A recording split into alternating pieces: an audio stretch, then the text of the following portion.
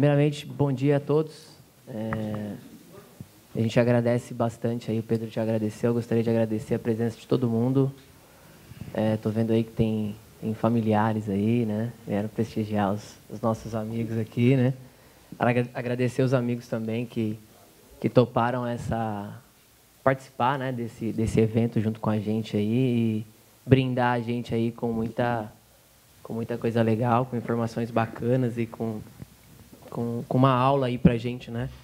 Para quem gosta de fotografia e principalmente fotografia de natureza, né, que tem uma ligação muito interessante com todo mundo, né? Geralmente as pessoas gostam muito de fotografia de natureza, né? Eu até brinco que se não fossem os fotógrafos de natureza, a gente não conseguiria ver e conhecer muitas coisas, né? Como fotografia macro, enfim. Então, às vezes a gente até vai em algum lugar e não consegue contemplar isso de uma maneira bacana pelo tempo, a vida corrida, enfim, né? E essas fotos que ficam eternizadas, né, pelos amigos aí, a gente consegue realmente olhar e analisar e ver que a natureza é fantástica. Vamos lá então, gente. Eu tenho aqui algumas perguntas, né? Vou fazer algumas perguntas para vocês, né? A gente tem 3 histórias bem bacanas aqui, então eu pensei em 3 perguntas bem pessoais. Desculpem, meninos, mas... Tá? Já gostei dos meninos. Oh, ok. E aí depois a gente abre para que vocês possam participar. Essa ideia, né? A ideia é que vocês participem também, né? Então a gente começa aqui com algumas perguntas. E como eu falei, então eu vou começar com essas perguntas mais pessoais, mas se vocês quiserem, né, ajudar o outro aí, enfim.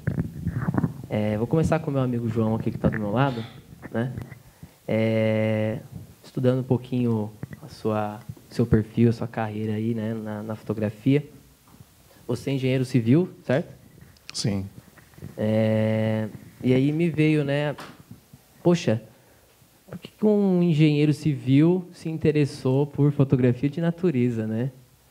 E acho que eu queria, aliás, eu não, né? Acho que todo mundo aqui queria entender um pouquinho sobre isso, né? Queria que você falasse um pouquinho para a gente sobre essa sua paixão por fotografia de natureza e fotografia de ave, né? Que eu vi que você gosta muito, observação de aves, né?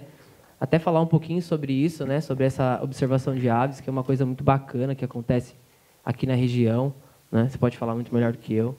Então é isso. Bom dia, obrigado pela presença de todos. Como o Guilherme já disse, né? Eu sou engenheiro civil, mas o gosto pela natureza surgiu primeiro, né?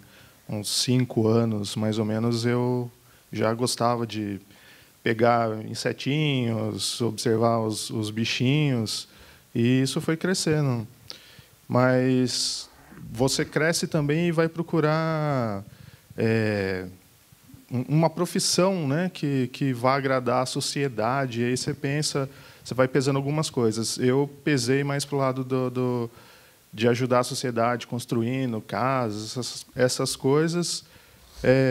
Fiz, né, alguns trabalhos com relação a isso, mas acabou que não é realmente o que eu gosto. O que eu gosto mesmo é da natureza. E a construção, às vezes, acaba até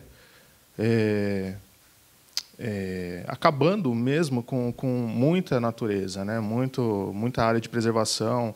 Os poderes aí acabam destruindo tudo. E eu não conseguia aceitar muito bem isso. Hoje, eu larguei mesmo a engenharia e estudo biologia. Hoje eu sou um estudante de biologia, então já estou mais inserido no que eu gosto.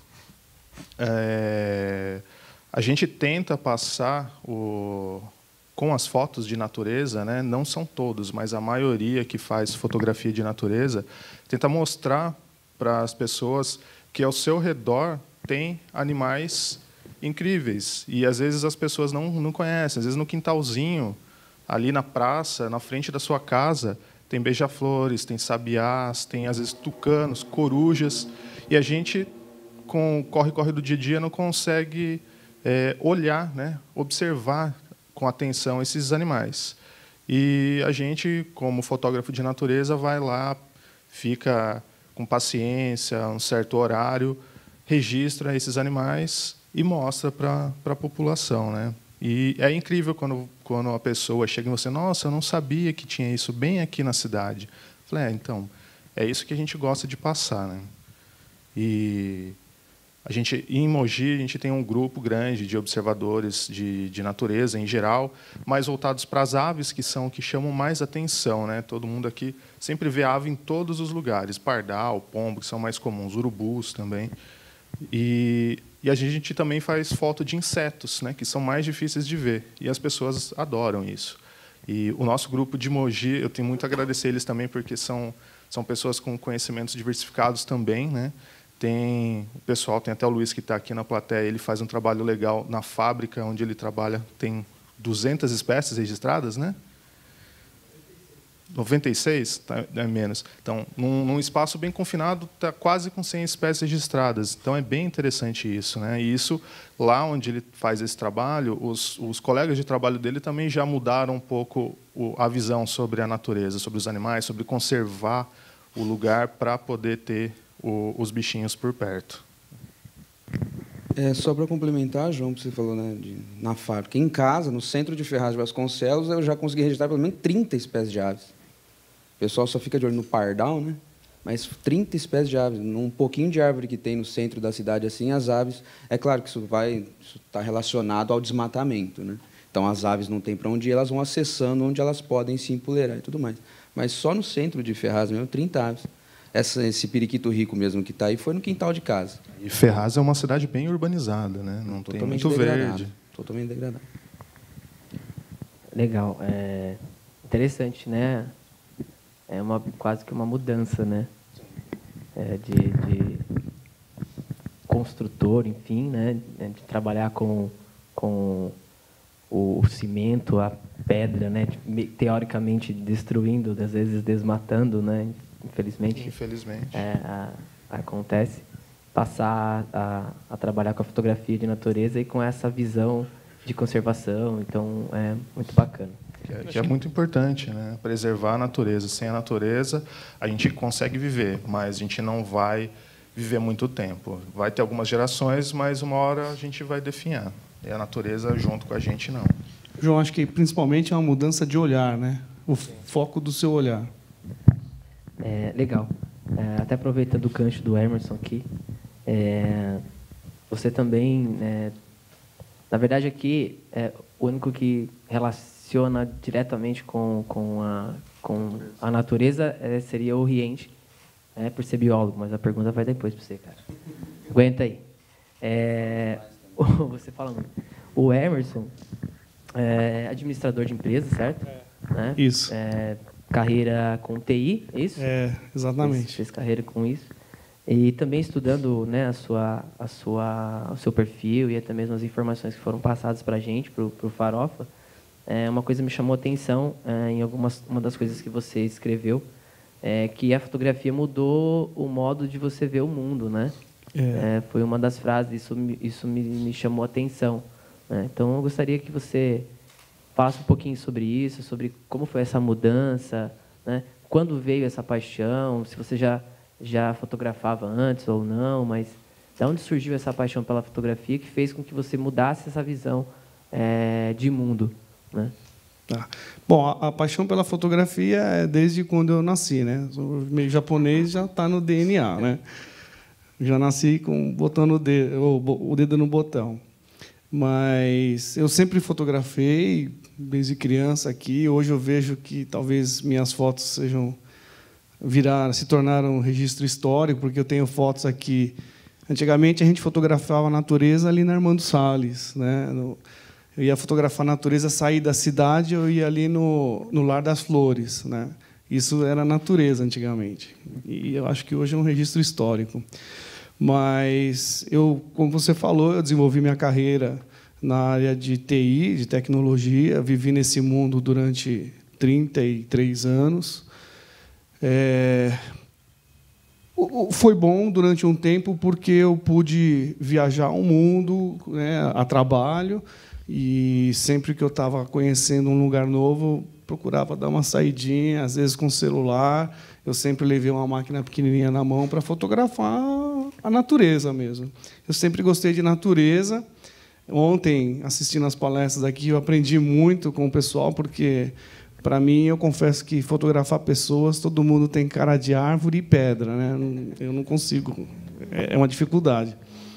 E em 2015, eu acho que todo mundo vai passar por isso, né? Você tem uma crise existencial, você quer saber qual o seu propósito de vida.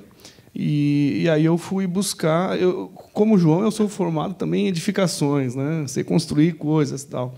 E aí eu fui buscar, na minha essência, assim, o que eu gostava de fazer. Eu falei, poxa, eu preciso fazer algo que eu ame fazer, né? E a fotografia, para mim, eu digo que ela mudou minha vida. Na verdade, a fotografia é uma salvação, né? Ela é um oxigênio para mim. Estar na natureza não é uma necessidade, né? E o meu tipo de fotografia eu busco fazer diferente um pouco deles. Quer dizer, vocês buscam espécies raras também, mas eu, para encontrar esses lugares, eu tenho que ir, às vezes, muito longe. Então, não é algo que você pense, vou sair hoje e vou fotografar. É um pouco diferente, mas a busca pelo único, pelo exclusivo, né? O prazer que eu tenho de estar num lugar, às vezes, onde nunca ninguém esteve, ou que eu estou sozinho naquele lugar, uma beleza assim infinita. Aquilo é que é o meu oxigênio hoje, aquilo que me enche de vida. Sim, eu achei interessante porque não sei se todo mundo já conhecia aqui os meninos, então, de repente, conhecer um pouquinho da história é legal, né? Saber dessas mudanças, né? Então, e estudando isso, eu percebi que eram umas mudanças bem interessantes, né? Tanto de um como do outro. Então, era legal compartilhar isso com vocês antes da gente começar a falar diretamente da fotografia, né? Falar um pouquinho de quem são essas pessoas que fazem a fotografia, né? Eu acho que são mudanças muito fortes, né, na nossa vida, e isso é refletido na fotografia, porque uma vez que você mudou, você vai com tanta intensidade para aquilo, com tanta paixão, que aquilo é refletido nas imagens que nós geramos, que nós criamos.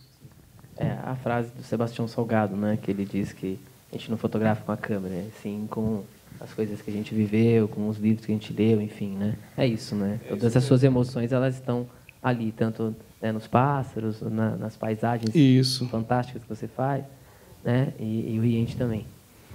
Voltando aqui, então, para fechar aqui essas perguntas, meu amigo Riente, né? Tinha amigo já de um bom tempo, biólogo, professor de biologia, né? Completamente ligado a essa questão da natureza, né? Essa questão ambiental. Mas eu queria entender um pouquinho, e queria também que você passasse para as pessoas, da onde surgiu essa sua paixão pela fotografia, né? Acredito que deva ter alguma ligação direta com a biologia, e o quanto isso é importante para você passar isso para os seus alunos, você como um professor de biologia, né? Como que você passa isso para os seus alunos e como que você utiliza a fotografia para isso? Que eu acredito que é uma coisa interessante que nas escolas deveria se ter muito mais, né? Essa questão da fotografia, principalmente com esse cunho de proteção ambiental e até mesmo das outras coisas que a gente falou aqui ontem, né? Então, eu acho que é interessante colocar isso para a gente. Bom dia. Também quero agradecer a presença de todos, familiares, meus amigos. Para mim é uma honra, né, estar aqui com o João, com o Emerson, com o Gui. Agradecer ao Magno, né, meu professor de fotografia, foi ele que me lapidou como fotógrafo, ao Pedrão. E, assim, desde muito criança, né, não vou falar que pequeno, porque essa minha altura não né, sou igual ao Xará lá, né, Felipe? Mas desde muito pequeno eu sempre gostei muito de documentário de vida selvagem. Pegava as fitas VHS, olha, o tempo da fita de VHS, ó. E gostava muito, muito, muito. Aí depois fui crescendo, obviamente, aí comecei a trabalhar, nada a ver com biologia, eu trabalhava no comércio de material de construção. Aí chegou um tempo que até meu patrão falou, você não vai fazer uma faculdade, não? Aí eu falei, é mesmo, né? Mas até aí eu pensei em fazer um monte de coisa. Né? Estudante, você pensa em fazer. Pensei em fazer engenharia, pensei em fazer mecatrônica, pensei em fazer gestão de empresa, pensei em fazer administração, porque estava inserido dentro do comércio. Né? Então, a nossa cabeça vira um turbilhão. Mas aí veio aquele sentimento de criança. Né? Poxa, mas eu sempre gostei de vida selvagem, sempre quis estar perto, estar presente naquilo, sempre adorei ir para o zoológico, ver bicho e tudo mais. Aí fui fazer biologia. E parece que não, mas a biologia e a fotografia elas andam de braços dados. Uma complementa a outra, parece que não, porque a biologia a gente tem muita imagem. Isso que você falou com relação à escola, realmente deveria ter, porque o estudo da biologia a gente tem que trabalhar com muita imagem. Aí surgiu, né, na faculdade, em 2009, vendo muita imagem e tudo mais, aí eu me interessei pela fotografia. Por quê? Porque eu comecei a levantar os animais que eu ia estudar para o meu TCC, né? Bendito TCC, e eu falei, vou usar a fotografia como uma ferramenta, porque, como eu vou trabalhar com fauna, geralmente quem trabalha com fauna vai fazer o levantamento daqueles animais. Eu trabalhei com cobra, minha mãe acha que eu sou louco até hoje, né? Ainda mais quando apareci com uma cobra em casa. Né? Aí eu falei, bom, a gente levanta esses animais, então, ou o biólogo coleta esses animais, ou seja, tem que levar para um laboratório, e, infelizmente, esse animal é morto para ficar depositado num banco de dados, ou eu podia fotografar. Falei, eu não quero matar. Né? Eu acho que já tem tão pouco bicho. Claro, eu não vou levantar uma polêmica com relação a isso, porque as coleções zoológicas elas têm a sua importância. Né? Mas eu preferi fotografar uma porque, provavelmente, os animais que eu levantaria, que eu fiz em Salesópolis, já tinha muito estudo feito, então eu usei a fotografia primeiramente como ferramenta. Nesses estudos, comecei a fotografar o que eu via pela frente. Né? Aí, meu primeiro presente de Natal que minha esposa me deu na época que a gente namorava foi uma revista da National Geographic de fotografia, que ela viu que eu estava gostando do negócio, né? Vou te dar uma revista. E me ajudou demais, do Joel Sartori, um baita de um fotógrafo, né? Maravilhosa. Mas era fotografia de família, você está entendendo? Natureza é. Aí comecei meio que autodidata, começar a entender um pouco, aí comprei minha primeira máquina. Aliás, essa mesa aqui, desculpem os canonzeiros, mas só da Nikon. Né? Sim, pô, precisa me defender aqui, né? Puxa vida. Mas aí eu comecei a buscar conhecimento, né, para poder utilizar aquela ferramenta de maneira correta para eu poder fotografar os meus bichos. Aí nisso uma professora, a nossa coordenadora do curso, ela fez uma exposição. Ela viu que tinha alguns alunos que fotografavam e ela fez uma exposição na faculdade no Dia do Meio Ambiente, Semana do Meio Ambiente. Ela queria fazer uma exposição fotográfica de fotografia de natureza. Antes desse festival, eu já tinha feito algumas fotos. Falei, pô, legal. Vou escolher umas fotos. Mas aconteceu um caso muito interessante. Eu estava na loja e um taxista falou, cara, tem um negócio ali na rua, ali no asfalto. Vai dar uma olhada lá. Eu fui ver, era uma perereca. Eu falei, coitado, mas no meio do asfalto esse bicho está fazendo aqui? Peguei, fui lá, peguei uma perereca, porque tinha dado uma chuva, aí deu uma inundação, a perereca veio junto com a inundação e tudo.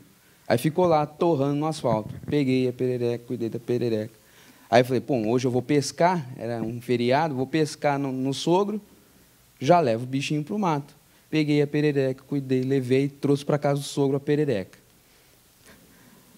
Aí eu estava com a máquina, né, para fazer umas fotos da perereca.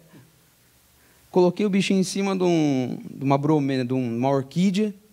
Cara, o bicho fez uma pose, bateu uma luz, o bicho olhou para a luz, eu fiz o clique. Depois eu fui ver isso aí, nem estava prestando atenção. Fiz o clique, beleza, eu fiz, nossa, que foto legal. Aí eu coloquei ela na exposição.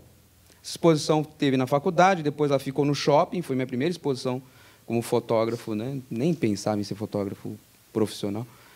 Fui na faculdade, foi para a prefeitura de Mogi. Aí, um tempo depois, minha professora de ecologia ela chegou e falou, preciso conversar com você. Quando a professora fala, preciso conversar com você, eu falei, o que eu fiz? Né? Aí ela chegou e falou, o pessoal da prefeitura gostou muito de uma foto sua, eles pediram uma permissão sua para eles poderem colocar essa foto como capa da revista da Secretaria da Educação. Eu falei, claro, pode pôr. Aí ficou, aí eu falo que o meu marco como fotógrafo de natureza foi a perereca. Bendita perereca, cara. Que beleza, hein? Aquela perereca mudou minha vida.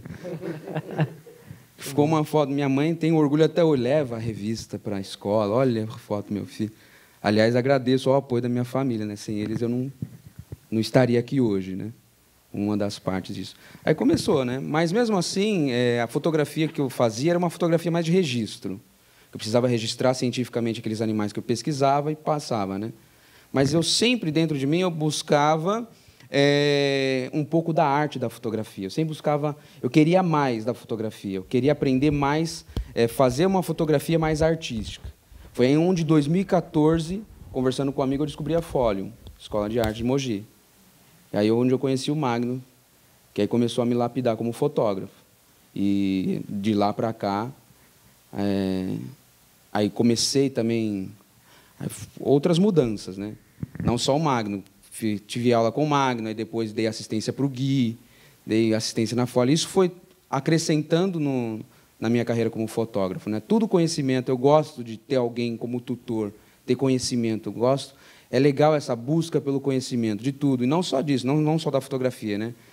A música, a pintura, tudo isso envolve no nosso clique final.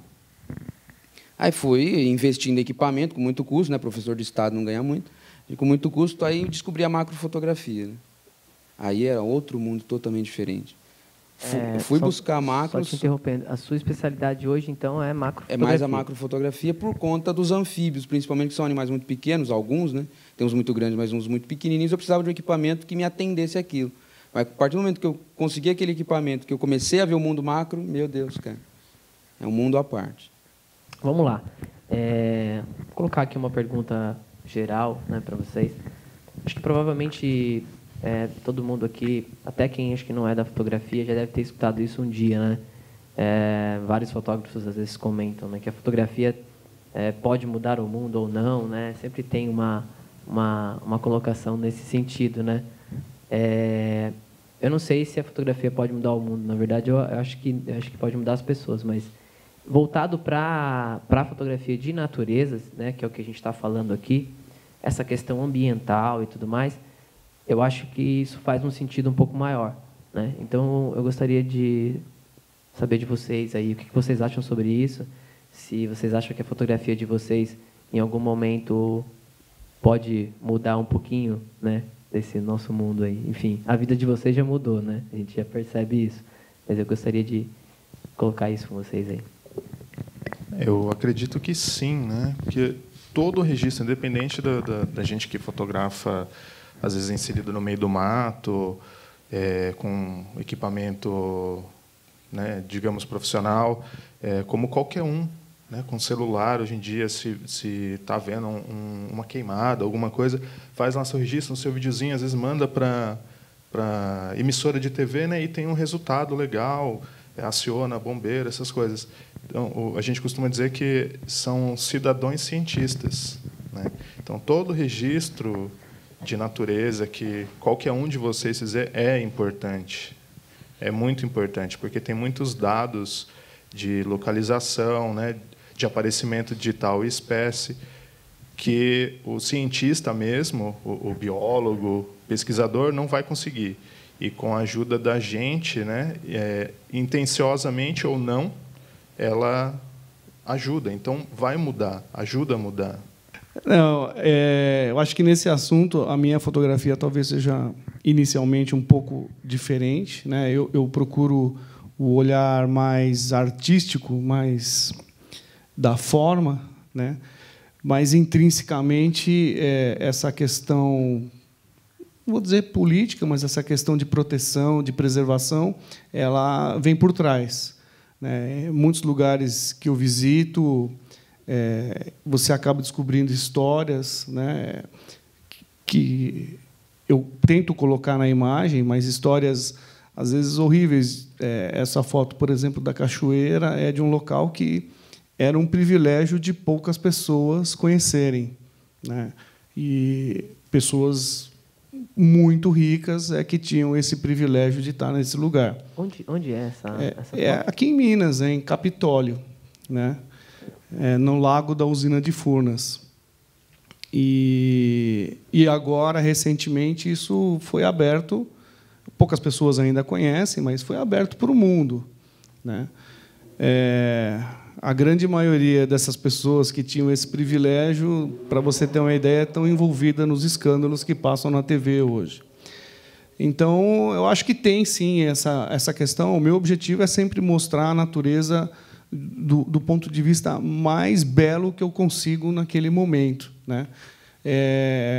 E você falou de mudar o mundo. Eu não, acho que não estou longe de mudar o mundo, mas consigo mudar o mundo de pessoas, né? Eu já ouvi de várias pessoas dizendo: olha, estou indo viajar para aquele lugar só por causa da sua foto. E esse é o meu objetivo, é tentar conectar as pessoas com as imagens que eu faço, para que elas se sintam, pelo menos naquele momento, um pouco mais aliviadas, uma sensação de bem-estar, ou que elas tenham o desejo mesmo de dizer: um dia eu vou visitar esse lugar. Desde que a fotografia de natureza surgiu, ela já vem com um cunho a respeito da conservação, né? Desde Ansel Adams, por exemplo, que fotografava, né, o Vale de Yosemite, então era para mostrar o belo, e é o que está sumindo, né?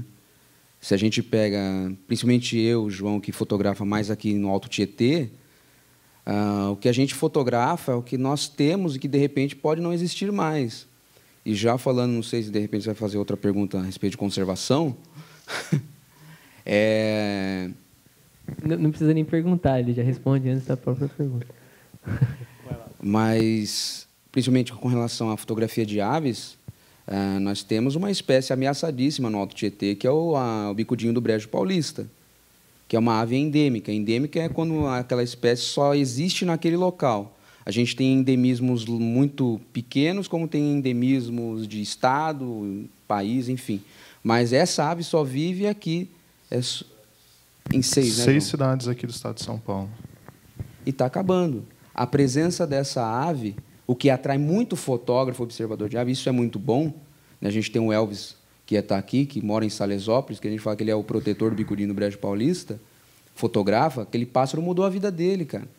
Porque ele começou a fotografar, porque a presença desse bichinho, dessa ave, no brejo, é o futuro da nossa água aqui do estado de São Paulo, por exemplo. Se a gente preservar o bicho, a gente preserva a água que o povo vai beber. Se esse bicho sumir, se degradar os brejos que banham o Alto Tietê, acabou. Aí eu quero ver onde o Alckmin vai arrancar a água. Não vai.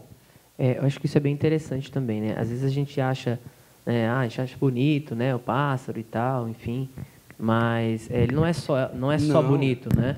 Não é só beleza. Ele tem uma função toda dentro dessa cadeia, né? Se eu pego mesmo, por exemplo, os anfíbios, né, que eu gosto de fotografar e fazer macro de anfíbios, são bioindicadores, ou seja, a presença deles está mostrando que aquela área é boa, que aquela área é rica em biodiversidade. Eles dependem, se o ambiente está ruim, seja a temperatura, seja um desmatamento, se eles começarem a sumir, está mostrando uma degradação forte, a pressão, eu tenho uma preocupação, desde quando fazia a faculdade, uma preocupação ambiental muito grande com a Serra do Itapetí, por exemplo. Né? Então, a gente vê uma pressão urbana, né, comprimindo aquela serra, e hoje a gente tem casos aí, agora, recentemente, de onça parda invadindo galinheiro. Obviamente, o bicho está sem alimento, a cidade está comprimida, o bicho precisa comer, vai achar onde não tem galinheiro. A construção, né? A construção civil avançando, sem pensar muito no futuro, né? E qual que é essa ideia com a imagem? Mostrar para a população, e essa ideia do Festival Farofa também é muito importante, da gente estar expondo essas imagens para que o público comum, que não está lá com a gente na mata, possa ver o quantas coisas belas ainda tem na cidade, no Alto Tietê. Não sabia, minha mãe não sabia mesmo que tinha os periquitos lá em casa. Não sabia que tinha espécies de aves diferentes. Muita gente não, ou de repente a pessoa senta numa praça com a macrofotografia, eu vou lá e um inseto diferente, nossa, mas tinha isso aqui, porque nós vivemos, esse é o problema dos dias de hoje, no século XXI, é a correria. É o não prestar atenção, é o não parar para observar. E o fotógrafo de natureza, por natureza, é observador. E paciente. Eu acho que tem um ponto importante aí, que é essa questão da a gente quer mostrar o belo nas imagens, mas é mostrar que o belo está próximo, né? Eu falo isso por experiência própria. Eu, cada vez mais, tenho que viajar para mais longe, né? E, muitas vezes, porque o ser humano, de alguma forma, vou falar de degradar, mas seja por moradia, seja por qualquer coisa, o ser humano vai degradando esses espaços que eram intocados, né? Legal você comentar sobre essa questão da paciência. O fotógrafo de natureza precisa ser paciente. Muita paciência. Né? Uma das minhas perguntas era essa também. Como que vocês se preparam? O Emerson falou no começo, né, que existe uma preparação pelo fato de você ter que, de repente, viajar para lugares. Então, não dá para você simplesmente acordar hoje e falar, eu vou fotografar ali no Capitólio e já volto. Né? Acho que precisa de uma organização, né? Então, eu queria que vocês falassem um pouquinho, cada um no seu estilo de fotografia, né? O Emerson com essa ideia das paisagens, dos lugares distantes, né? Como é que você trabalha essa sua organização, né? O João, nessa parte da fotografia de pássaros, eu já tive o prazer de acompanhar vocês fotografando pássaros, então eu percebi que não é simplesmente entrar no mato e fotografar o pássaro, né? Eles quase que conversam com o pássaro, assim, é fantástico. Queria que você falasse um pouquinho sobre isso. E o Riente, com essa sua ideia de fotografia macro, né, que muitas vezes também já tive a oportunidade de ir com você, muitas vezes a gente nem vê o inseto, né? E aí o cara está passando ali e fala, nossa, tem um inseto ali, tipo, você nem viu ele, né? E como é que é isso, né? Como é que vocês trabalham isso? É fácil, é difícil? As pessoas comuns, né, como a gente que não é fotógrafo de natureza, que não tem esse conhecimento todo, consegue fazer isso? Como é que é essa ideia? O que vocês... Bom, eu diria que a fotografia de paisagem, a gente tem uma coisa que é a essência da fotografia, né, que é a luz. Então, as imagens, a gente realmente desenha, cria essas imagens com a luz. E aí, diferente do estúdio, que você pode ligar e iluminar do jeito que você quiser, ali você só tem uma luz, né? Ou a ausência dela, que é o sol. Então, para eu sair e fotografar, existe uma coisa antes que pouquíssimas pessoas sabem ou têm esse conhecimento, que é o planejamento. Então, eu vou para algum lugar, eu preciso saber como é que eu chego nesse lugar, é lógico, aonde eu vou ficar lá, onde é que eu tenho comida para comprar, onde é que eu vou encontrar água, né? Se na data que eu estou indo vai chover, como é que vai estar a lua, porque às vezes a gente aproveita e faz fotografia noturna e eu não posso ter lua cheia, luz demais, né? Então, tem uma série de fatores. Onde é que o sol vai nascer? Porque, às vezes, você está em algum lugar e ele tem montanhas.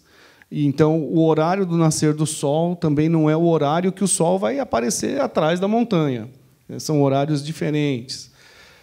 Então, é praticamente um estudo científico cada viagem que a gente faz, né? Não é simplesmente chegar e já fotografar, né? Quando você chega e as pessoas falam assim, manda aquela fotinha que você fez lá, né? Então, passar para mim em alta, eu gostei demais. Às vezes o desespero, você está vendo o sol se abaixando e você está a caminho e você não chegou no ponto que você quer ainda, né? Tem uma história. Eu morei uma época no Canadá e no Canadá, no Parque Nacional, você tem lagos lindíssimos, né? Aquele lago de azul turquesa. E eu estava voltando de um lugar que eu tinha ido e eu estava de olho no pôr do sol. E aí eu avistei na estrada assim um lago maravilhoso, assim, aquele azul turquesa lindo. E tinha uma montanha e o sol ia se pôr bem atrás daquela montanha e eu queria aquele reflexo, aquela linha que viesse pelo lago, e aquele lago azul. E aí eu parei, fiquei ali esperando o sol, aquele momento mágico do sol tocar o pico da montanha. Eu fiquei ali uma meia hora. A hora que o sol está tocando a montanha, o menino jogou uma pedra no lago. E aí veio aquela onda e a foto saiu com a onda mesmo, mas eu perdi a foto, né? Então, tem um outro momento também que você falou da vizinhança. vizinho da minha casa, nasceu uma flor, eu não sei o nome, né? Mas a flor era linda. E eu parei um dia à tarde para fotografar ela, e o sol abaixou rápido demais, e eu perdi aquela luz. Falei, bom, amanhã de manhã eu vou acordar e vou fotografar. A hora que eu acordei de manhã, estava um saco de lixo preto. O pessoal da prefeitura tinha passado e tinha limpado o lugar. Então, às vezes, as pessoas falam, poxa, que foto bacana, né, que você fez, mas elas não entendem, às vezes, quantas é que a gente perde, o esforço que a gente faz. Né? Se vocês pararem aquela questão do olhar, né, da atenção, o pôr do sol ele é muito rápido. As pessoas falam, o fotógrafo de paisagem tem o tempo todo para fotografar. Não, aquele ponto dele tocar, são 1 minuto, 2 minutos, você perde a foto. E a gente brinca que o fotógrafo de natureza, a hora que os turistas estão chegando, a gente já está indo embora. Então, normalmente, para eu fotografar, eu fotografo de manhã, no nascer do sol, então eu tenho que sair de casa, do lugar que eu estou, né? Eu acordo, às vezes, 4, 5 da manhã, depende da época do ano, e fotografo até umas 9 da manhã, 8h30, 9 horas, e aí eu volto às 4 da tarde para eu procurar aquele lugar que eu queria e esperar o pôr do sol. E aí a tarde é um pouco mais produtivo porque você tem os outros horários do pôr do sol, né? Você tem o pôr do sol, aí você tem, em inglês a gente chama de golden hour, é a hora que fica tudo amarelo. Depois você tem a blue hour, é a hora que as coisas começam a ficar meio azuladas.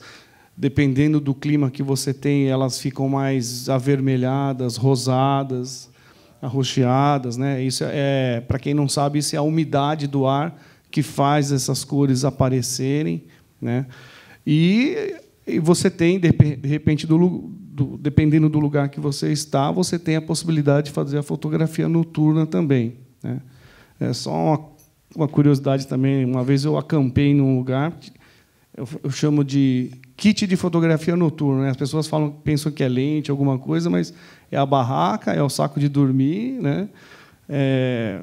Cantil de água, alguma coisa para eu poder passar a noite e acordar naquele lugar, porque às vezes você não tem condição não tem um lugar para se hospedar, nada, e você está ali. Essa fotografia desse balão, por exemplo, esse parque ele abre às 6 horas da manhã.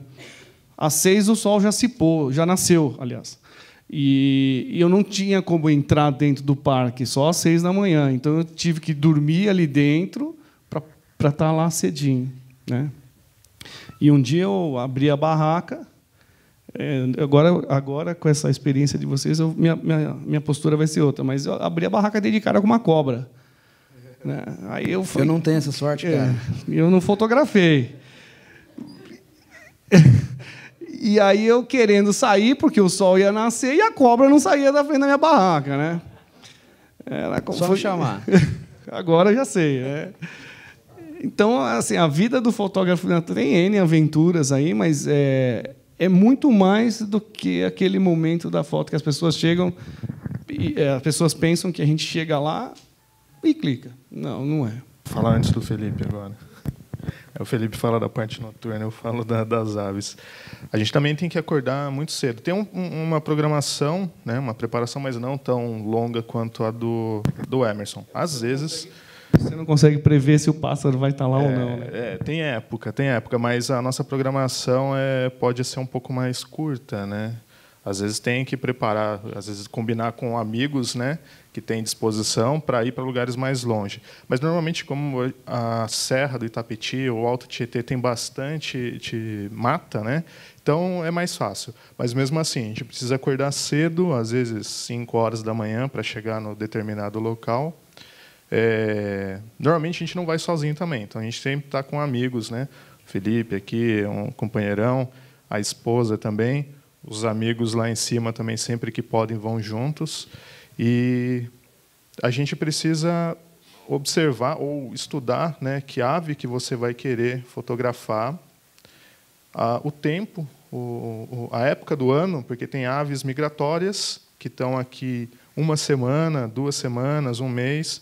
Tem aves que estão o ano todo. E os períodos. Não adianta ir lá meio-dia que você não vai conseguir fotografar a espécie X. Você tem que acordar cedo mesmo. Acordar cedo, ir lá, 7, ou às vezes um pouquinho mais tarde, 9 horas, você para fotografar elas. E podemos ficar o dia todo lá também, que com o decorrer do período outras aves vão aparecendo, né? Mas não é tão difícil o registro delas quando você está mais preparado. Só uma colocação, como eu falei que eu participei de uma passarinhada que vocês costumam falar, passarinhada. Né? Nome bacana. Eu lembro que vocês levam um equipamento como se fosse um rádio, né?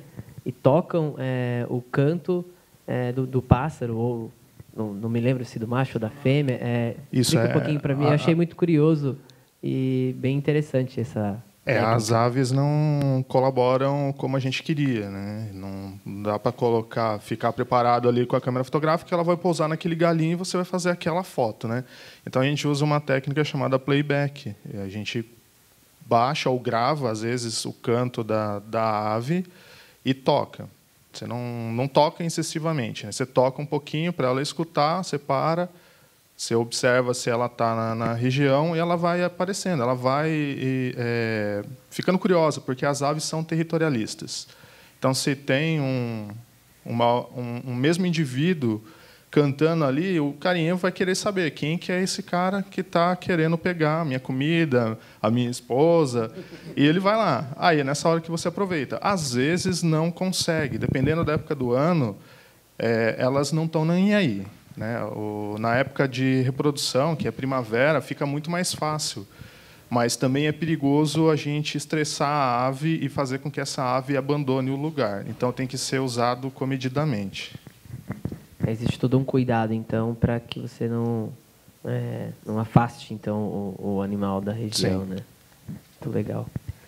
E, gente, como que é a sua preparação aí para suas saídas fotográficas? Acho que qualquer área da fotografia de natureza, o planejamento é praticamente o mesmo, é acordar cedo. Acordar cedo. Só nas pererecadas que não. Só quando eu for fotografar anfíbio, que é à noite, né? Eu vou com os caras de manhã, agora vocês vão ficar comigo à noite. Eu vou ficar sozinho. Na chuva. E geralmente, não me convidem muito assim, porque sempre chove. Por isso que o Farofa choveu essa semana, porque eu vim. Que beleza, né? Próxima a gente já não convida ele mais, próxima né? vez Poxa faz no vida, sertão, né? Quem sabe chove. Mas o processo é o mesmo. Claro, tem épocas melhores para fazer macrofotografia, principalmente de inseto. Mas a macro, ela envolve, com relação à natureza, seja a vegetação, seja a fauna, os bichinhos. Tem épocas que flores vão aparecer em determinadas épocas do ano também. Então, mesmo, por exemplo, o João é engenheiro, outro faz TI. De qualquer forma, quem fotografa a natureza tem que fazer um estudo prévio daquilo que ele está fotografando. Então, ele acaba estando dentro da biologia, dentro da geografia, estudando todos esses processos para a gente poder fazer o melhor, tentar trazer na imagem o mais fidedigno possível a respeito daquele assunto. Com relação à macro, cara, você não precisa ir muito longe, basta ter um jardim em casa. Né? Tanto que eu fiz um jardim lá em casa, não tinha nada, eu vou fazer um jardim, porque eu não preciso ir tão longe. Né? Porque os insetos vêm, basta ter flor, basta ter atrativo para esses insetinhos, eles vêm. Abelha, vespa, mosquitos chatos também. Mas eles vêm. Já anfíbio não, tem época certa. Né? Geralmente o início da primavera, que agora é setembro até março. Esse período onde começam as chuvas, né, os anfíbios eles começam a aparecer e não tem outra, né? Lanterna na cabeça, botina no pé, porque você vai entrar dentro de brejo, e eu não gosto de molhar o pé, não sei porquê, mas tem que entrar no brejo e ir atrás dos bichinhos. Aliás, anfíbios são muito fotogênicos, fazem poses maravilhosas, incríveis. Só que eu geralmente, quando eu vou para fotografar anfíbio, eu vou para ver se eu tenho a sorte de fotografar uma cobra, mas nunca acho. Né? É incrível. Quando eu não estou nem aí, elas aparecem. Vou acampar comigo. Perfeito. Vou acampar com o Emerson, que aí eu acho os bichos. Mas, geralmente, para macro, cara, você não precisa muita coisa. Por que cedo, no caso da macro? Porque existem outros assuntos, por exemplo, mas nós estamos numa época que, por exemplo, inverno, onde os insetos dão uma sumida mesmo.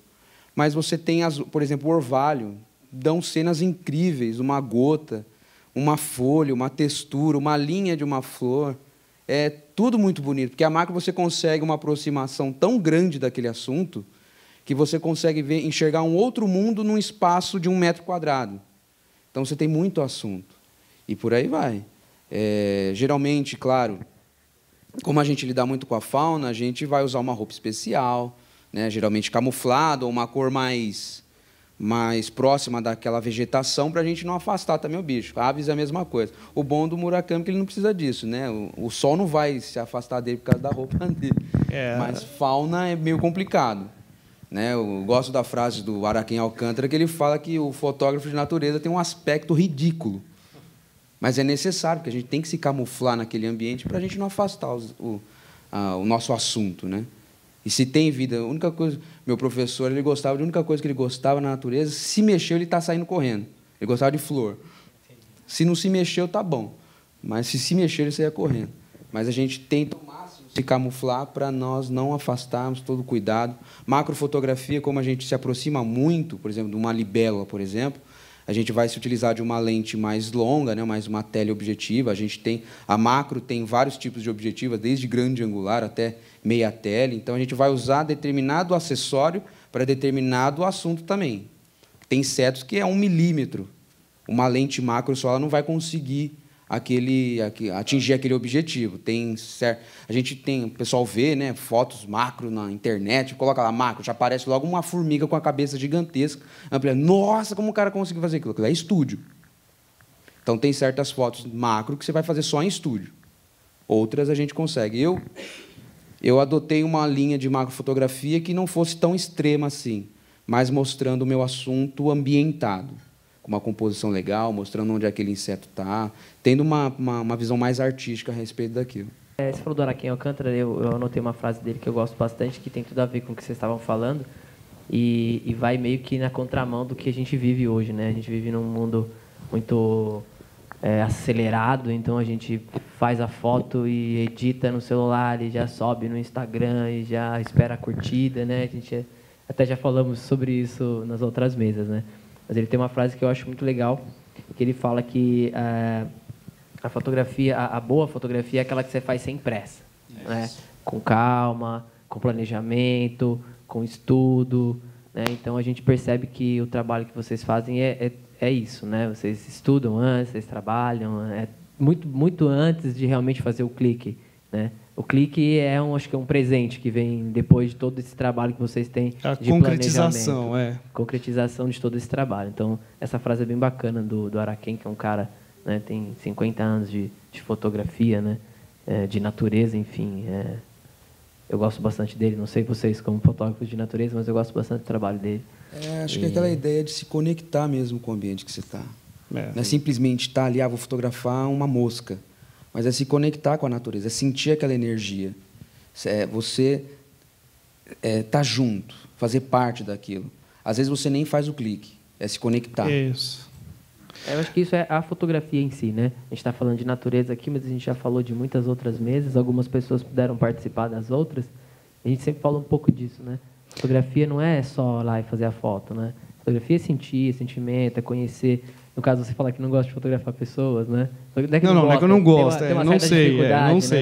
Mas quando a gente fotografa pessoas, a gente conversa com a pessoa, a gente conhece a pessoa, né? Conhece as histórias dessa pessoa, e aí depois a gente faz o clique, né? Muitas vezes nem faz o clique, mas enfim.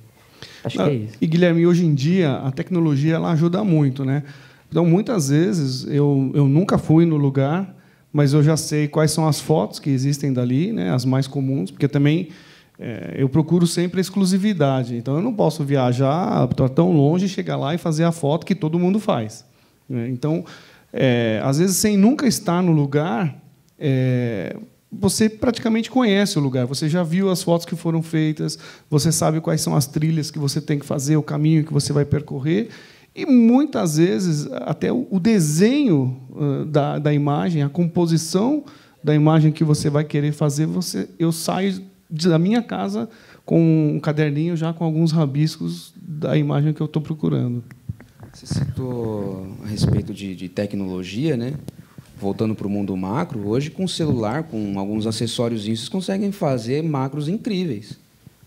É impressionante o que a tecnologia pôde proporcionar para o público comum hoje também. Que às vezes a gente olha, putz, olha uma macrofotografia, uma fotografia de ave, uma paisagem. Poxa, eu nunca vou ter acesso a isso. Você tem o acesso nas suas mãos. Basta saber usar. O equipamento fotográfico em si é caro? É. Mas, como o Felipe falou, hoje a tecnologia está propondo um avanço muito legal. Os celulares, às vezes, sem acessório nenhum, conseguem fazer fotografias fantásticas. É um bom caminho para se começar. Hoje ninguém pode dizer que não consegue, ou não pode, ou não tem como. Pode sim. É uma boa porta de entrada, assim eu acho. Show de bola. Vamos lá, Magnão. Estou brigando com o Pedro aqui já. Ele já está perto. Acho que vocês responderam agora. É melhor estar em natureza ou fotografar natureza? Estar. A fotografia é só a cerejinha do bolo. O bom é estar lá. Muitas vezes você só... eu acho que isso é importante, né? Muito fotógrafo de natureza, eu vejo, às vezes eu vou com pessoas fotografando e é comum as pessoas chegarem no lugar já com a máquina nos olhos, às vezes, e sair clicando um monte de coisa.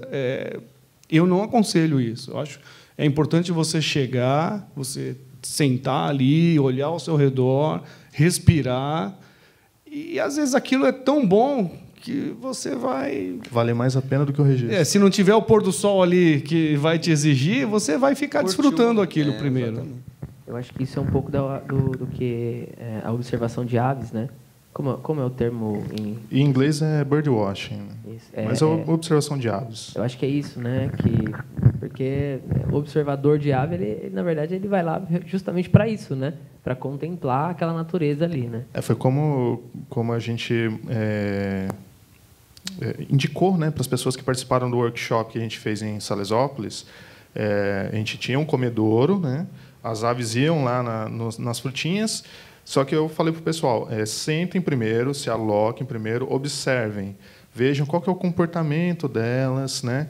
Depois você fotografa, porque se você ficar direto lá, você pode perder. Você não vai saber o que ela vai fazer, se ela vai pousar aqui, se ela vai pousar ali, se ela vai direto, se ela vai cantar. Então, você tem que observar primeiro. Aí, nessa observação, você vai estar contemplando já, né? Primeiro, parabéns. Eu sempre tive um preconceito com fotografia de natureza. Não, verdade. É documental. Não, verdade, é documental. Não, é que, eu não sei. Eu não sou de uma escola de natureza. Sou de uma escola diferente, de rua, de outra história. Mas, não sei, eu fiz questão de sentar aqui nessa mesa. Acho que é a primeira mesa nesse festival que eu sentei e assisti. Porque é um negócio completamente diferente de tudo que eu já fiz em toda a minha vida. Faltou você lá no workshop. Então, não, mas eu ia, é verdade. Eu tentei, mas não consegui. Mas eu queria levar, muito. E eu queria só fazer algumas observações rápidas, assim. Vocês andam, né? Vocês caminham, vocês olham, né? A gente que está na rua, a gente é mais fácil de enxergar, porque as pessoas andam, né? Eu queria que vocês me falassem um pouco desse treinamento do olhar de vocês. Eu conheço um pouco mais do trabalho do Riente, de vocês estou conhecendo há pouco tempo, e é uma coisa assim, que eu olho e falo, puta que pariu, jamais eu olharia isso, sabe? Eu não sei se é por causa da formação, mas vocês não têm esse tipo de formação acadêmica, né? Não sei se não sei. Eu queria que vocês falassem um pouco dessa percepção de como é o olhar, né? De como vocês treinam o olhar de vocês para perceberem a natureza no dia a dia, que nem no jardim ou numa viagem. Como é que é esse olhar? Como é que vocês buscam esse olhar? Viva a fotografia de natureza. Vou pegar um gancho aí de uma coisa que você falou sobre formação. Eu tenho formação, sim, né? Eu sou formado... Quando você viaja, você está fora, não existe esse negócio de ser fotógrafo por ser fotógrafo. Todo mundo fez uma faculdade, uma universidade. E as pessoas te perguntam, você é formado aonde? Né? E é uma das coisas que eu acho que é uma sugestão até que eu deixo. Ontem eu esperava alguém tocar nesse assunto, mas o Brasil, nem a profissão de fotógrafo ainda é regularizada, né? Então, acho que é uma das coisas... Ontem se falou muito de lutas, de causas, né? Eu acho que essa é a primeira causa que todos nós temos que nos engajar, em regularizar a nossa profissão. E sobre o olhar, eu acho que é um pouco disso que o Felipe falou. você começa a viver aquilo, né? Eu começo a sonhar com aquele lugar já quando eu estou planejando a minha viagem. E quando você chega no lugar, é uma outra surpresa, e eu acho que é o ar que você respira do lugar. Você vai respirando, respirando, e você sempre tem que procurar algo diferente. Eu tive uma professora que ela dizia para mim, eu tinha aula com ela toda semana, você tem que me trazer uma imagem que eu nunca tenha visto e que seja difícil de alguém copiar. Não, essa é o tipo de fotografia a maior lição que eu tive, acho, na área de fotografia. Então é isso que eu tento fazer hoje. As fotos, por exemplo, tem uma foto ali das árvores, né, da Kiver Trees. Essas árvores existem somente naquele lugar ali na Namíbia e no norte da África do Sul. E é uma área com o tamanho de um campo de futebol. Só existe ali essa espécie. E eu estava ali com umas 14 pessoas. E só tem aquilo. E eu tinha que fazer. A minha briga, né, comigo mesmo é fazer a foto que ninguém tenha feito ali, mesmo durante aquelas 14 pessoas, e depois eu vou olhar na internet, toda a internet que nunca ninguém tenha feito. Então, essa acho que é a melhor lição para o desenvolvimento do olhar, para você ter um olhar único, né, para que a sua foto seja única. Aí entra aquela frase do Dewitt Jones, né, que ele fala, da National, né? Transformar o ordinário em extraordinário. Todo mundo faz aquela foto daquele jeito, mas é um olhar... de que forma eu posso olhar diferente para aquele mesmo assunto? Aí eu já até respondendo com relação ao olhar, vamos supor, eu vou fotografar uma libélula. Todo mundo, o zoião da libélula. Mas é sentar, olhar e perceber o comportamento daquele bicho. Seja ele um inseto, seja um anfíbio, seja uma flor. Todo mundo vê uma florzinha, vê lá, linda, pá, vê a florzinha. É olhar em redor, procurar outros ângulos, tentar extrair o melhor daquilo. Mostrar toda a grandeza de um... O pessoal, isso é mato.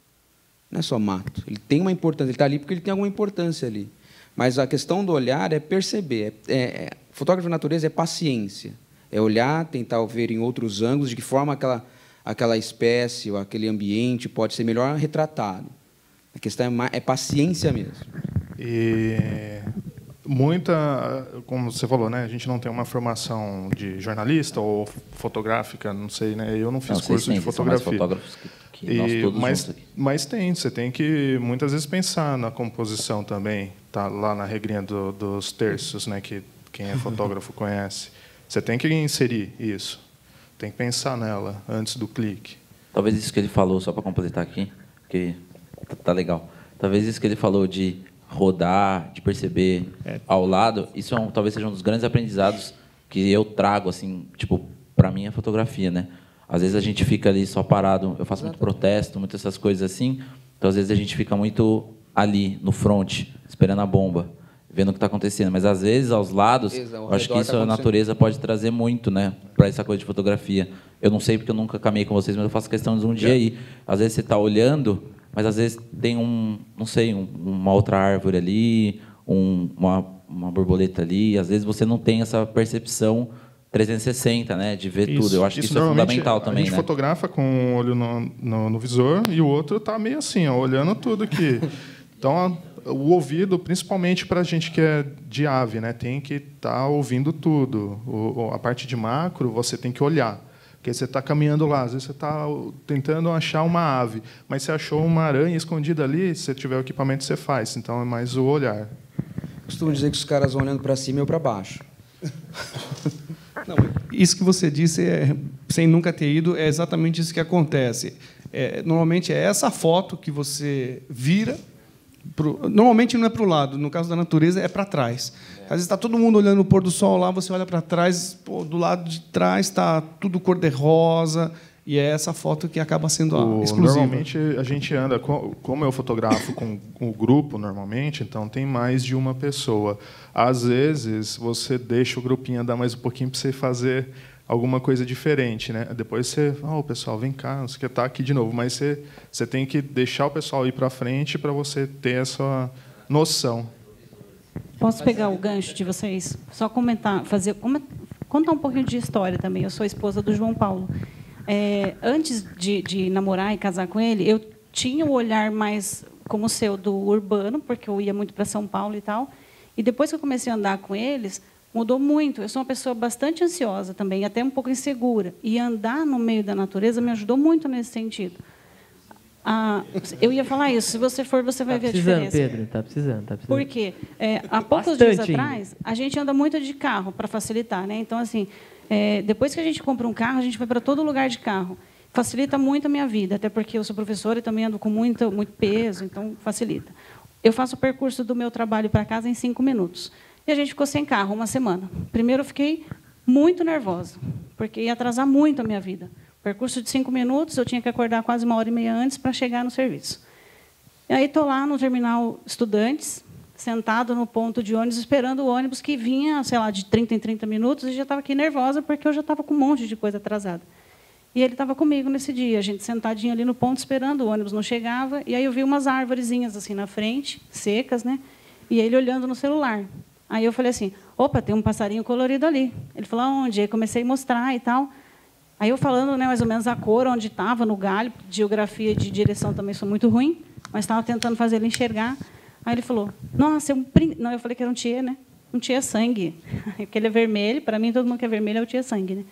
Aí ele falou assim, não, é o príncipe. Aí ele começou a me dar uma aula sobre a avezinha, que é uma ave migratória, né, que ela, de tempos em tempos ela aparece na região e tal. Então, assim, eu mudei muito o meu olhar. Antigamente, eu ficava muito focada no meu objetivo, que era chegar em casa e fazer o que eu tinha que fazer. Agora, não, eu começo a olhar mais para os lados e observar que tem muita coisa. Às vezes, estou na faculdade andando, aí passa um sabiá, que todo mundo acha comum. Para mim, ele é fantástico, gordinho, né? Pulando com aquelas perninhas sequinhas. E aí eu comecei a observar a natureza por conta deles também. E aprendo muito. Agora, antigamente, sapo para mim era um bicho feio. Agora acho lindo, por causa das fotos do Riente.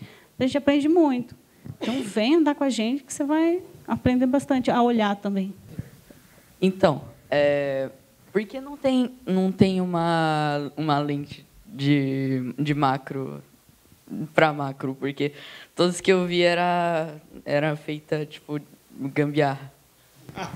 Olha, Guilherme, eu vou te falar um negócio. Não, lente não, é flash. A flash para macro? Flash. Não, tem flashes especiais, sim. Mas, cara, eu costumo falar para todo mundo que macrofotografia é o único tipo de fotografia que mais tem gambiarra, cara. Eu vi a sua, eu vi do regalado. É gambiarra. Nós somos tudo gambiarreiro. É para estudar a luz, você tem que tentar achar uma luz que incida no objeto fotografado adequada, que você queira, né? Então, por isso que tem muita gambiarra, mas tem os flashes dedicados. Tem flash que vai na frente da lente para ajudar nessa luz. Mas, geralmente, como é mais barato, a gente põe uma tampa de sorvete na frente ali da lente, tá tudo certo, cara. Dá um resultado bem legal. Folha é que, assim, sulfite. claro, folha de sulfite... TNT, qualquer coisa que vai para quê? Por que a gente faz isso? Para a gente deixar aquela luz mais suave. Até copinho de café em cima do flash serve. Claro que a gente costuma dizer, isso aprendi com o Rubens, né? Tem o segundo clique. Toda fotografia ela vai ter que editar um pouco. Então vem uma edição depois. Mas a luz a gente trabalha antes. Então tem os flashes próprios, né? Que são mais caros. Aí quem não tem grana, gambiarra. Vai na gambiarra mesmo. E dá super certo. E o brasileiro é bom nisso. O brasileiro é ótimo com gambiarra. Tem que ter estudado. Tanto para você ter uma ideia, que tem uns caras lá na Ásia, os caras põem um difusor tão grande que eles cobrem o inseto por trás com o difusor e vira uma luz maravilhosa. Como é que os caras fez isso? Os caras estão atrás do difusor. Cadê o fotógrafo? Atrás do difusor. Tá aí. Quase praticamente um estúdio, né? Quase os caras montam um mini estúdio. É bem legal. Eu acho que isso tem um pouco a ver também com o que o Emerson falou, né? De você tentar fazer uma foto diferente, uma foto que talvez as outras pessoas não tenham feito. O fotógrafo ele trabalha com a luz, né? Na verdade, a luz sem a luz é a matéria-prima, a vida da fotografia. Sem a luz a gente não teria fotografia, né? E eu acho que talvez essas gambiarras elas de repente são estudos de luz em que esse fotógrafo de repente quer desenvolver, né? Porque eu sou leigo nessa questão da fotografia macro. O pouco que eu sei é o que eu aprendo com o Riente. Mas, assim, pesquisando alguns fotógrafos, a gente percebe mesmo que os caras fazem umas gambiarras, assim, fantásticas, né? Cada um usa o seu estilo ali e tal. E eu acho que isso faz com que cada um tenha uma luz diferente, né? Eu acho isso bacana. É legal que exista equipamento específico e tal, mas, pô, se todo mundo usar o mesmo equipamento, a mesma luz... Às vezes o equipamento específico não vai atender aquilo que foto, você quer. Né, cara? Então, acho que isso faz uma diferença, eu acho. Acho que o fotógrafo de macro tem essas gambiarras da luz. O fotógrafo de natureza, para quem nunca viu, é o tripé. O tripé parece o bate-cinto. Cada um tem o seu estilo e cada um guarda as suas coisinhas no tripé. Tudo filtro, tudo ali. Tudo ali. Disparador, tudo vai guardadinho no tripé. Pelo que eu percebo, a fotografia de natureza ela é vista com outros olhos pelas pessoas, um certo um preconceito. E eu gostaria de saber, primeiro, como vocês lidam com isso e como vocês acham que com o trabalho de vocês possam mudar esse ponto de vista das pessoas. As meninas não estão aqui hoje era minha hora agora. Você está coberto de razão. Assim, eu quando comecei a estudar fotografia digital, né, porque eu vim do analógico também, eu sofri demais aqui no Brasil, porque todo mundo dizia que as fotos não eram boas. O cara me mostrava uma foto, olha essa foto que linda, pô, uma cidade, uma calçada, uma sombra. Eu falava, gente do céu, eu tenho que estudar muito, porque isso para mim não é bonito, e aquilo não era bonito para mim. E eu só fui descobrir, eu não sei, hoje para mim eu interpreto dessa forma. A escola, aí todo mundo pode me contestar, mas a escola brasileira de fotografia ela veio muito da escola europeia, né? Cartier-Bresson, que é muito fotografia urbana, de rua, pessoas, fotojornalismo, né? E quando eu fui morar no Canadá, eu me descobri. Eu falei, pô, agora encontrei minha turma aqui, porque eles amam a fotografia de paisagem, de natureza. Estados Unidos também eles amam. Então eu cheguei a ver, assim, aquilo para mim foi o máximo, né? Eu cheguei tinha um amigo, fiz uma amizade com um arquiteto, e o cara me falava, olha, aqui as pessoas compram a foto e mandam eu decorar o ambiente dele, da casa dele, em função da fotografia que ele comprou. Então, a fotografia de natureza é super valorizada, né? Tanto animais, em geral, né? Não só paisagem, animais, eles valorizam muito isso daí lá. Então, eu acho que tem um pouco isso a ver com a cultura, né? O brasileiro veio com essa Dom Pedro II, né, que trouxe a primeira máquina fotográfica. Tudo isso veio da Europa. E eu acho que o brasileiro agora, acho que é parte do nosso trabalho, a nossa missão é levar. É por isso que eu tento fazer a foto mais bonita possível, cada uma que eu faço, que é para ver se as pessoas se encantem e comecem a apreciar a fotografia de natureza. Eu espero que hoje eu tenha convertido pelo menos o Pedro aqui, né? A minha visão é que o brasileiro precisa melhorar mesmo a cultura, né? O brasileiro não tem, a grande maioria, é lógico, né? Não tem o hábito de leitura, de comprar livro, de frequentar a biblioteca. E vender fotografia, então, principalmente de natureza, aqui no Brasil, é um negócio de louco, é muito difícil. Eu sou rato de biblioteca e de qualquer tipo de livro. E, ultimamente, eu tenho comprado muitos livros de natureza, né? Livros de aves, livros de insetos. E a minha meta era, né, fazer uma coleção. Eu tenho já o material para fazer um livro, só que você fica pensando, o investimento no Brasil é um investimento muito caro, você editar e publicar um livro, né?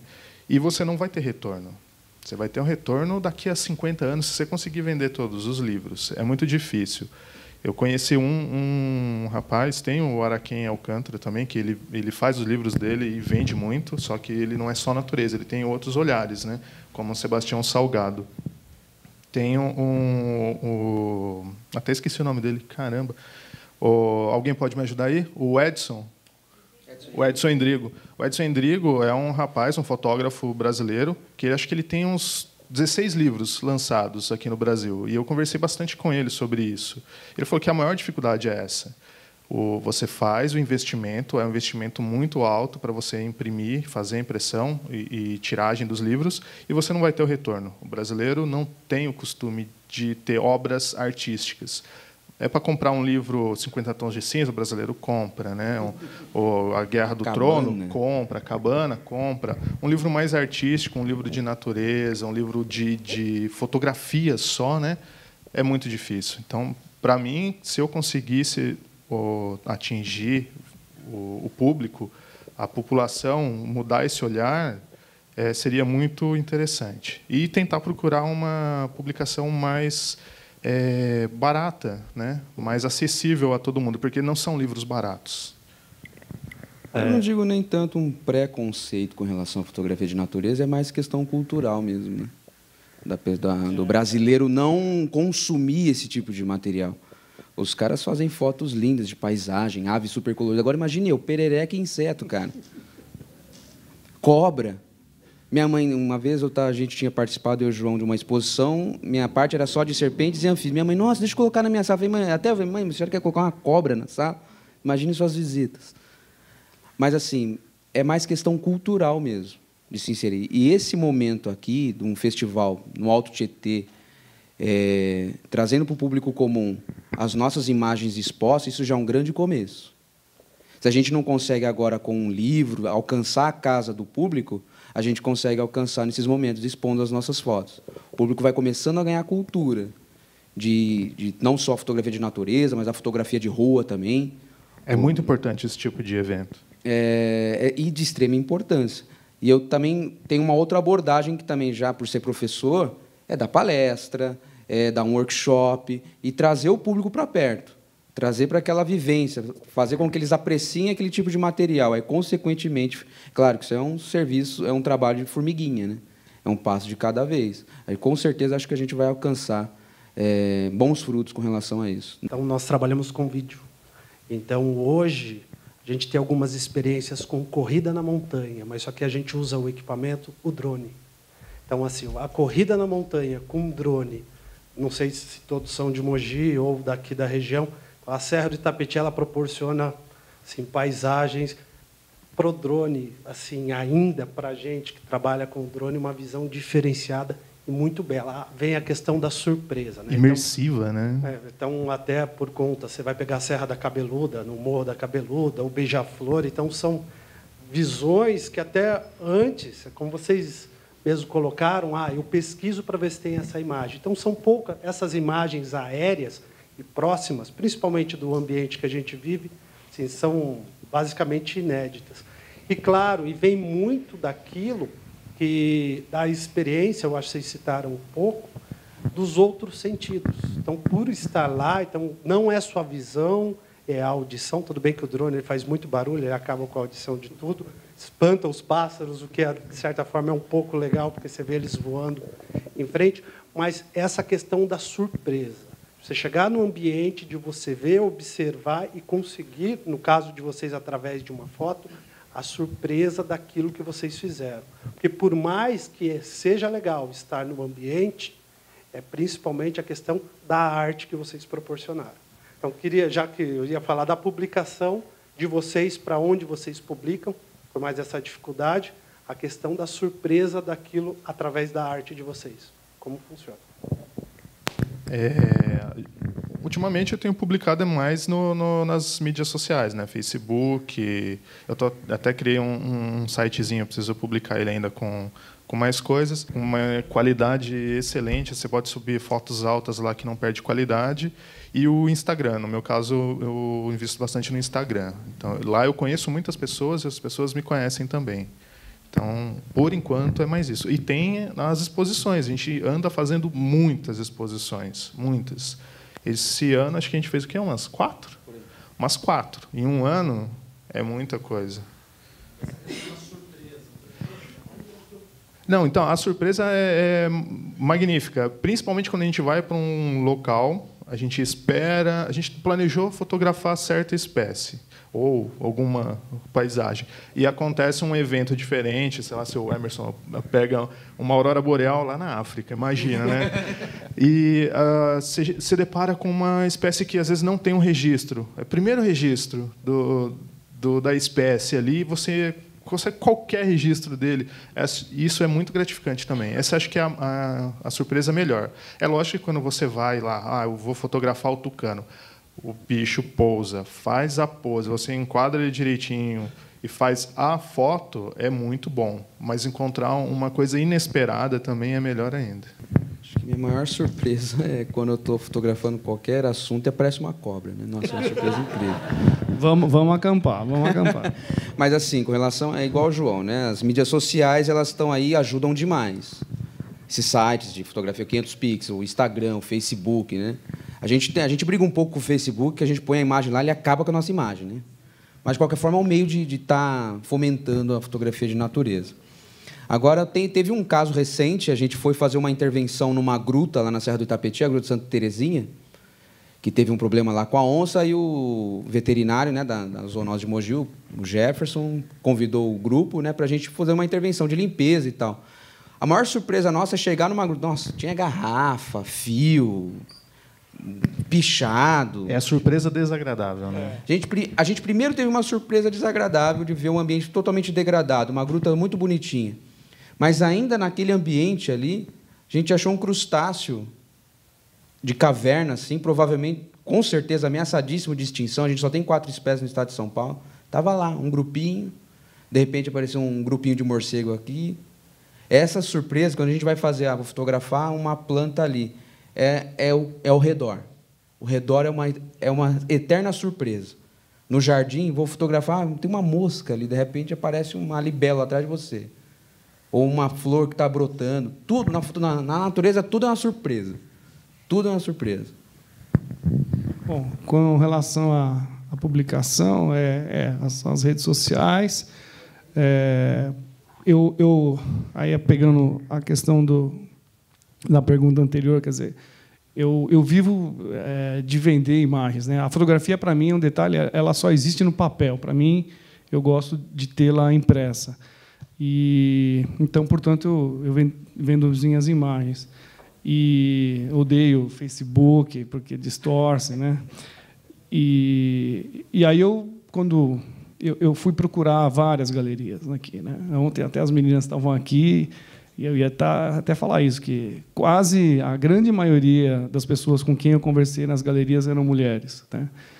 E eu visitei umas 30 galerias aqui no Brasil. Uma quis ver o meu trabalho, né? E hoje eu sou representado por uma galeria em Nova York. Eles me procuraram, eles viram o meu trabalho e eles me representam hoje lá. Então, é a questão do preconceito aí da fotografia de natureza no Brasil. E concordo com o João, é uma pena que o brasileiro... Eu acho que não é só uma questão de consumir livros de arte, eu acho que começa no hábito, né? Eu acho que a gente tem uma região aqui fantástica, que as pessoas, no domingo, deveriam ficar assim, excitadas. Está chegando o domingo, eu vou fazer uma caminhada na serra.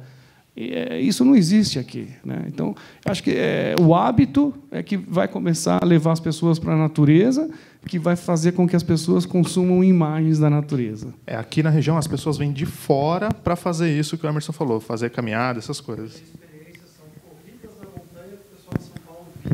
Exatamente. Hoje, por incrível que pareça, parece piada, mas no estado de São Paulo nós temos várias unidades de conservação.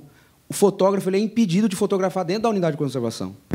Aqui no parques, é incrível. Aqui no Brasil você tem que pagar para fotografar esses lugares, né? Sendo que você vai para fora. A gente faz a divulgação do lugar e eles restringem. A gente tem esse problema ainda com essas leis que impedem o fotógrafo de fotografar, né? E principalmente dentro de unidades de conservação. O público comum não consegue acessar diversas áreas, obviamente, porque por um monte de fatores ambientais.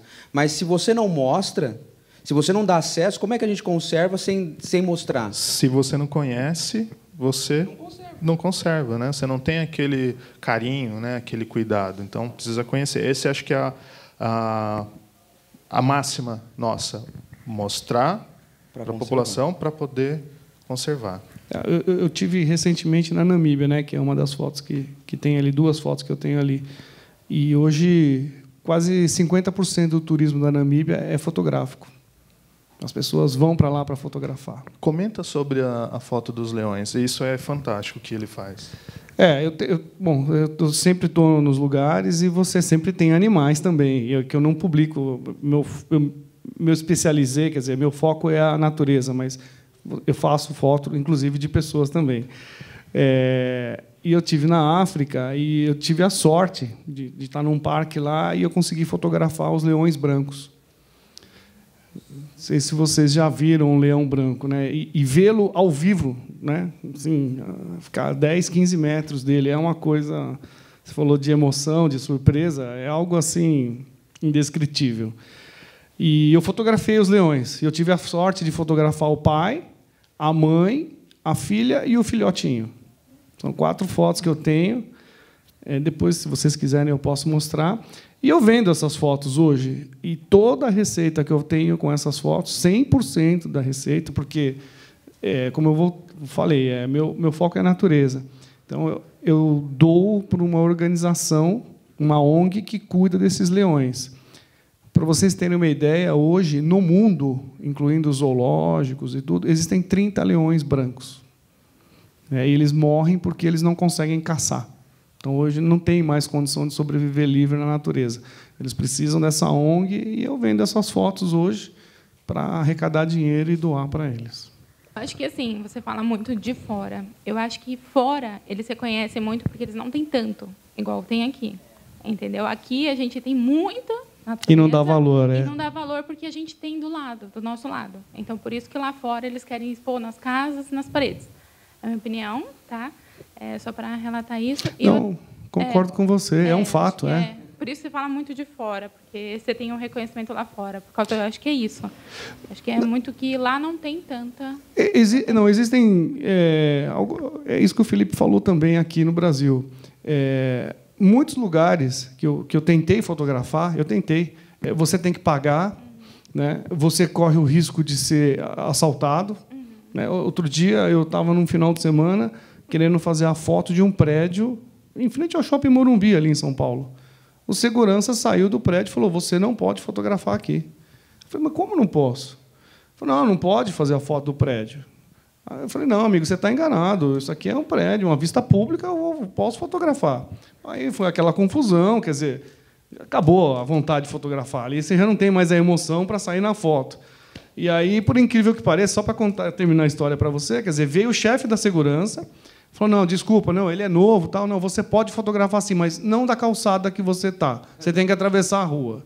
Então, essas coisas que, vou ser bem sincero, desanimam você fotografar no Brasil, né? Principalmente a insegurança. Eu, por exemplo, vou fotografar agora em setembro um lugar aqui no Brasil, chama Serra do Amolar. Alguém conhece?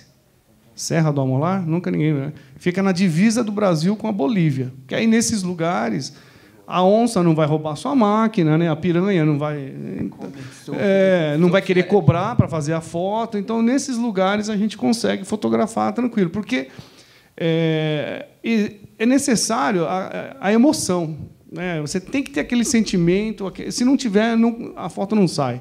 Você tem que ter aquele prazer.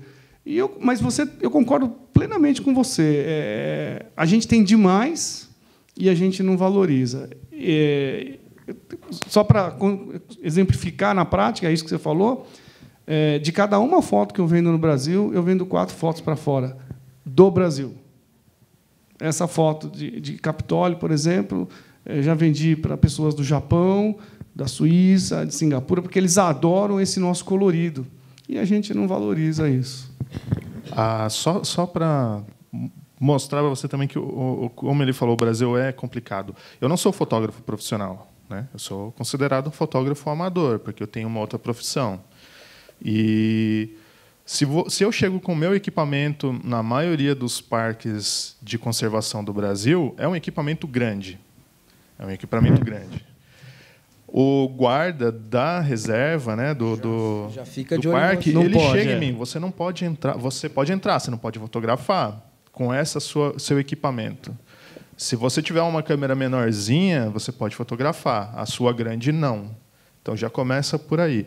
Eles insistem muito que você tem que fazer fotografia para você. A minha fotografia é para mim, mas é para mostrar para vocês. Eu não ganho dinheiro com isso, então eu não sou profissional também. Eles falam que não pode fazer a fotografia comercial, né? Você não pode ir lá fazer uma modelo e mostrar que o parque, né, recebe esse tipo de propaganda. Então, eles não aceitam. Em vez de eles trabalharem, fazerem uma receita com isso, de quem realmente ganha dinheiro com isso, não. Eles barram quem tem um equipamento grande. Só uma curiosidade com os animais aí, porque isso ainda não... O Guilherme ainda não tira bastante foto, né? Ele é muito paisagem. Não desenvolvi esse... Ele é muito paisagem ainda, mas esses animais... O seu clique, você fala, ele é único ou ele tem tipo milhares de cliques para você conseguir aquela foto, como vocês expuseram aqui? São vários cliques. Ou sorte. Só fazer um comentário. Eu assisti essa semana, acho que umas 2 semanas atrás, no Arte 1, uma entrevista até bem legal. O Arte 1, né, tem várias entrevistas com fotógrafos, bem interessante. E era uma com o Araquém Alcântara. E ele conta a história da onça, a primeira onça que ele fotografou, né? Hoje eu acho que ele trabalha com um projeto de onças, né? Enfim. Sim, no Pantanal. E ele fala que ele ficou 2 dias, 3 dias, no terceiro dia, né? Lógico, todo o planejamento que o Emerson falou, que os meninos falaram, e ele fica 3 dias num lugar para fotografar essa onça, e ele só consegue fotografar no último momento antes de ir embora. E nem sempre dá certo, às vezes. E era filme nessa época, então ele fez 2 cliques, né? E ele comenta também nesse vídeo que, se fosse hoje, com a 1DX, sei lá, que ele usa, ele faria milhares de cliques. Essa é uma frase dele. Achei só interessante que a pergunta me lembrou essa ideia, né? Hoje a gente tem essa facilidade de você ter um cartão de memória, você ter lá 2.000 fotos disponíveis, 3.000 fotos disponíveis. Então, embora tenha essa facilidade, a gente consiga fazer mais cliques para a gente conseguir, de repente, uma pose legal, um ângulo melhor, a gente também não pode esquecer de ter paciência. Sim. Por mais que a gente tenha lá, às vezes a gente é meio dedo mole, né? Senta o dedo. Mas a gente esquece de pensar um pouco na arte em si. Acho que tem que ter um equilíbrio entre clicar muito e pensar. Então, acho que é melhor pensar antes e ir clicando o necessário. Eu era meio dedo mole, clicava demais, agora estou menos. Quando o pessoal, principalmente o pessoal de aves, né, parece que tem uma metralhadora na mão. Meu Deus, eu clico 2, 3, eu saio. Minha média é 200 cliques por saída, porque eu não clico muito, eu gosto de observar mais do que clicar. Mas com essa facilidade hoje é muito melhor. No meu caso, eu tenho feito muita foto de beija-flor e tenho tentado capturar os beija-flores voando, né? Então você tenta congelar o bichinho ali para ficar o mais bonito possível, né? Pelo menos no meu ponto de vista. E você tem uma técnica para fazer isso. E, às vezes, demora para isso acontecer, porque tem que ter o momento certo, o bichinho tem que estar na pose certa. Você pode cravar até o foco onde ele vai estar, só que ele se movimenta, ele pode ir um pouquinho para lá, um pouquinho para cá. Não dá para negociar com ele, né? Fala, passa aqui nessa... Né? Para no ar aí para mim e com elas abertas, né? Então, eu acho que eu fiz uma foto de beija-flor voando com um clique só que deu certo. O resto foram muitos cliques. Nesse caso é necessário vários cliques. Uma vez, acho que até no workshop, eu enchi um cartão para fazer a foto. Porque o bicho não parava, era muito rápido. Ele era grande, um beija-flor grande, só que ele era muito rápido. Aí eu tive que gastar muita foto, consegui. Deu lá, salvei mais do que uma foto, eu salvei uma dezena de fotos boas. Então, vai dar um trabalho também. Eu acho que, em geral, eles já responderam. Quer dizer, depende muito do objeto que você vai fotografar, né? Se é uma cena, um pôr do sol, é o que o Felipe falou. É mais importante você ficar olhando para a cena do que você ficar com o dedo no botão. E aí você faz poucas fotos mesmo, porque você já sabe a foto que você quer fazer. Mas, se, de repente, eu estou naquele pôr do sol e passa um gavião voando, eu vou apertar o dedo e não vai sair mais, né? Então, depende muito do objeto que você vai fotografar. Só para complementar, no caso da macrofotografia, que você tem um problema de nitidez e profundidade de campo, você focou no olho do bicho, você clicou, na hora que você vai ver, o foco está no pelo e não no olho. Aí você faz outra. Aí está na antena e não no olho. Aí você vai clicar até se alcançar o olho do bicho. Quantos são fotógrafos aqui? Levanta a mão quem não é fotógrafo.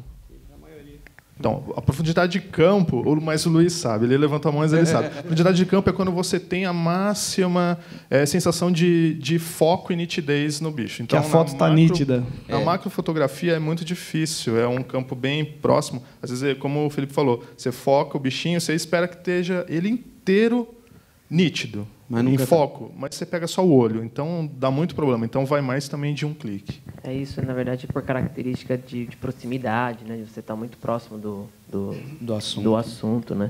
Dá até para fazer uma brincadeira com a mão, né? Com o dedo, né?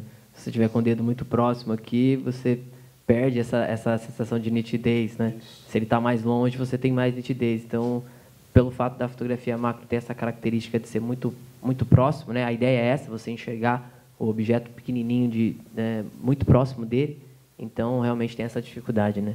Gente, tá bem legal, tá bacana, mas a gente vai precisar encerrar. A gente já está estourado, na verdade.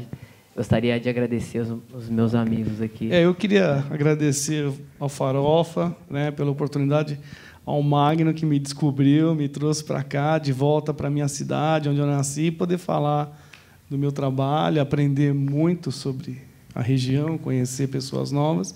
Então, muito obrigado, Magno. A gente que agradece todo mundo.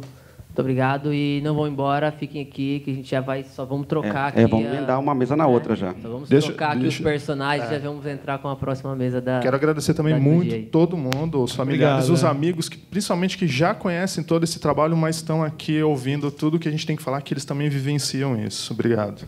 Só tenho a agradecer. Obrigado mesmo.